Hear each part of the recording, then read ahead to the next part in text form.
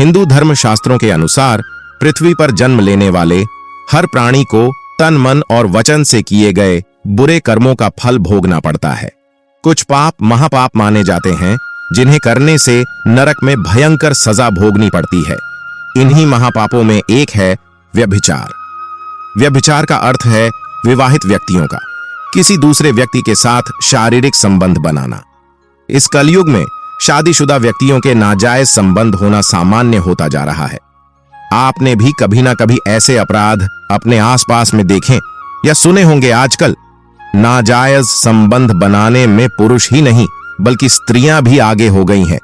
आखिर स्त्रियां ऐसा करती क्यों हैं, इसका उत्तर पाने के लिए हमने हिंदू धर्म ग्रंथों और वर्तमान हो रही घटनाओं से आकलन किया तो हम इस नतीजे पर पहुंचे हैं कि महिलाओं द्वारा व्यभिचार करने के मुख्यतः 2 कारण हैं और उन दोनों कारणों को भी हम इस वीडियो में जानेंगे और इससे मिलने वाली भयंकर यातनाओं के बारे में भी बताएंगे, जिसे सुनने के बाद आपके मन में कभी भी व्यभिचार करने का ख्याल नहीं आएगा और आप इस दुष्कर्म से बच जाओगे, नर्क नहीं जाओगे। बस यही से आपके जीवन के अच्छे दिन शुरू हो जाएंगे। बस वीडियो को अंत तक जरूर देखना। नमस्कार मित्रों, स्वागत है एक बार फिर हमारे राइट टॉक यूट्यूब चैनल पर। अगर आपने हमारे चैनल को सब्सक्राइब नहीं किया है तो अभी करके बेल आइकन को ऑल पर कर दीजिए, जिससे आपको ऐसी ही ज्ञानवर्धक जानकारी मिलती रहे। और कमेंट में राधे राधे हर हर महादेव अवश्य लिखे। प्रिय मित्रों, हिंदू धर्म शास्त्रों में व्यभिचार को महापाप की श्रेणी में रखा गया है। गरुड़ पुराण के अनुसार इस प्रकार के भयंकर पाप का कोई प्रायश्चित नहीं है।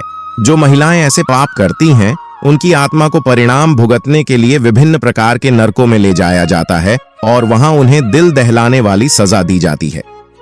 दोस्तों, इस वीडियो में हम आपको बताएंगे कि गरुड़ पुराण के अनुसार धोखेबाज पत्नी को नरक में क्या-क्या सजा मिलती है। मनुस्मृति, नारद पुराण जैसे ग्रंथों में धोखेबाज और चरित्रहीन महिलाओं के बारे में क्या लिखा है और क्या व्यभिचारी स्त्रियों के बच्चे अपने माता पिता के पापों के अंश को भुगतते हैं, यह सारी जानकारी आपको इस वीडियो में मिलेगी। दोस्तों, व्यभिचारी स्त्रियों के बारे में क्या कहा गया है, पहले वह आपको बता दें। उसके बाद गरुड़ पुराण में इस विषय में क्या लिखा है उसे भी विस्तार से जानेंगे। नारद पुराण के अनुसार कई मनुष्य अपनी वासना पर नियंत्रण नहीं रख पाते और सुंदरता के आकर्षण में फंसकर पर स्त्री या पर पुरुष के साथ संबंध बना लेते हैं, जो कि विष मिले खीर खाने के समान है।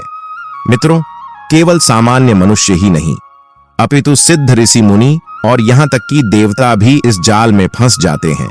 इसलिए इस महापाप को नियंत्रित करने के लिए भगवान ने कुछ नियम बनाए और इसकी सजा भी तय की है। नारद पुराण में लिखा है, जो पत्नी अपने पति को धोखा देकर दूसरे पुरुष से संबंध बनाती है उसे मृत्यु के बाद नरक में इस महापाप का ऐसा दंड मिलता है जिसे सुनकर परलोक भी कांप उठेंगे।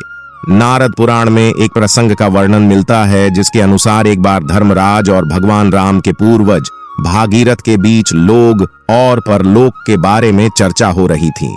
तब भागीरथ जी ने धर्मराज से पूछा कि अपने पति को धोखा देने वाली स्त्रियों को यमलोक में किस प्रकार दंड मिलता है।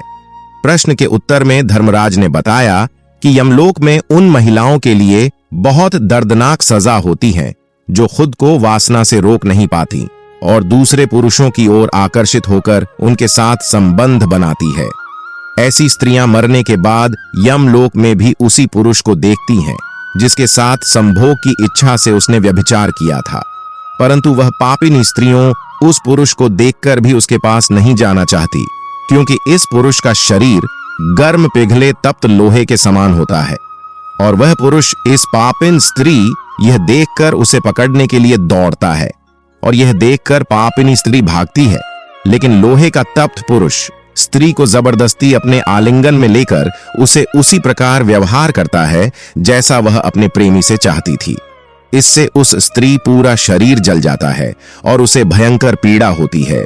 फिर उसे एक एक करके अलग अलग नरकों में ले जाया जाता है और उस पापी स्त्री को युगों युगों तक उन नरकों में अपने पापों की सजा भुगतानी पड़ती है। जो स्त्री अपने पति को धोखा देकर एक नहीं बल्कि कई अन्य पुरुषों के साथ संबंध बनाती है, उसके लिए यमलोक में कड़ी सजा का प्रावधान है। व्यभिचारिणी स्त्रियों को देखते ही यमराज क्रोधित हो जाते हैं और उन्हें प्राण घातक दंड देकर नरक में भेज देते हैं। वह महिला को बहुत पीटा जाता है, लेकिन यमदूत उस पर थोड़ा सा भी रहम नहीं करते। फिर उसे जलते हुए लोहे के खंभों का आलिंगन करवाया जाता है। लेकिन यमराज की सजा यही खत्म नहीं होती। इसके बाद स्त्रियों को नमक वाले पानी से नहलाया जाता है। चोट पर नमक वाला पानी पड़ने से वह बहुत छटपटाती है और अंत में यमदूतों द्वारा यही पानी उन्हें पिलाया भी जाता है। इसके बाद उन्हें अलग अलग नरकों में ले जाया जाता है, जहां युगों युगों तक वह अपने पापों का फल भोगती है।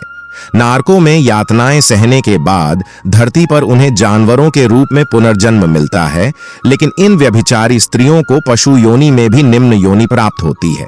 आइए अब बात करते हैं गरुड़ पुराण की। दोस्तों, गरुड़ पुराण पुरुषों और महिलाओं के बीच शारीरिक संबंधों के विषय में बहुत कुछ बताता है। इसमें कुंवारी या कम उम्र की लड़की के साथ संबंध बनाने के लिए अलग सजा का प्रावधान है और शादीशुदा महिलाओं के साथ अलग। गरुड़ पुराण के अनुसार जो महिला अपने पति को छोड़कर किसी अन्य पुरुष के साथ संबंध बनाती है तो उस आग से धधकते लोहे से बांध दिया जाता है। साथ ही पाप की सजा पूरी होने पर उस स्त्री को चमगादड़, दो मुंह वाला सांप या फिर छिपकली के रूप में जन्म लेना पड़ता है।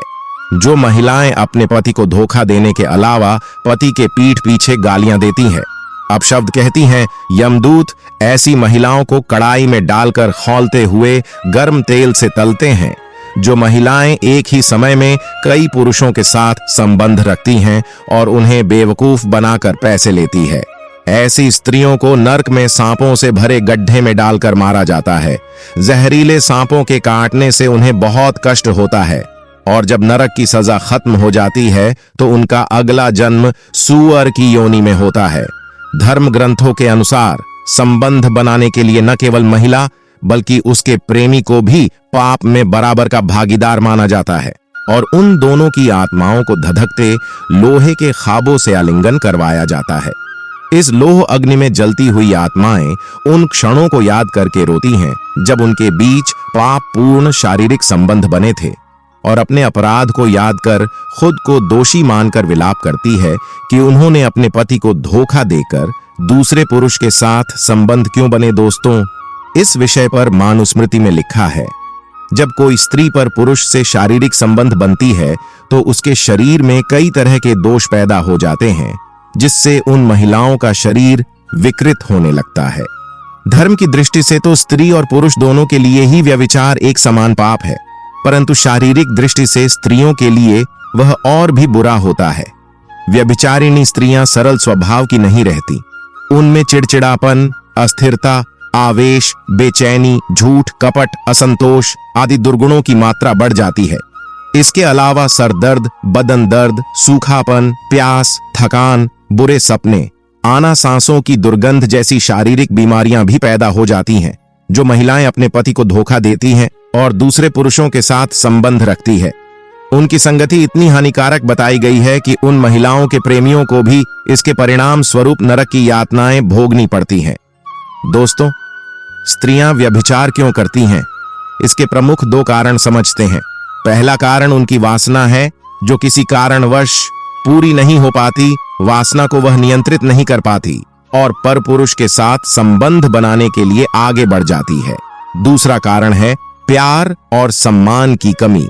अक्सर देखा जाता है कि महिलाओं को उनके घर में ना तो उचित सम्मान दिया जाता है और ना ही प्रेम, जिस कारण से जब ऐसा प्रेम और सम्मान घर के बाहर किसी अन्य व्यक्ति से मिलता है तो वह उसकी तरफ प्रेरित होती चली जाती है। इसलिए स्त्रियों को उचित सम्मान तथा प्रेम देना चाहिए। प्रिय मित्रों, क्या व्यभिचारी स्त्रियों के बच्चे को भी परिणाम भोगना पड़ता है? इस विषय पर धर्मशास्त्रों में लिखा है कि एक या अधिक पुरुषों के साथ संबंध बनाने से व्यभिचारी स्त्री का गर्भ दूषित हो जाता है और इसका परिणाम उसके बच्चे पर पड़ता है। या तो उनके बच्चे नहीं होते और अगर होते भी हैं तो ऐसे बच्चे जन्म के कुछ वर्षों बाद ही मृत्यु को प्राप्त हो जाते हैं या अपना पूरा जीवन पैतृक रोगों को लेकर बिताते हैं। माता पिता की पापमयी प्रवृत्ति का प्रभाव संतान पर निश्चित रूप से होता है। उस संतान में अनेक आसुरी गुण पाए जाते हैं। व्यभिचार से उत्पन्न हुई संतान को धर्म ग्रंथों में वर्णशंकर जैसे अपमानजनक नाम से संबोधित किया है।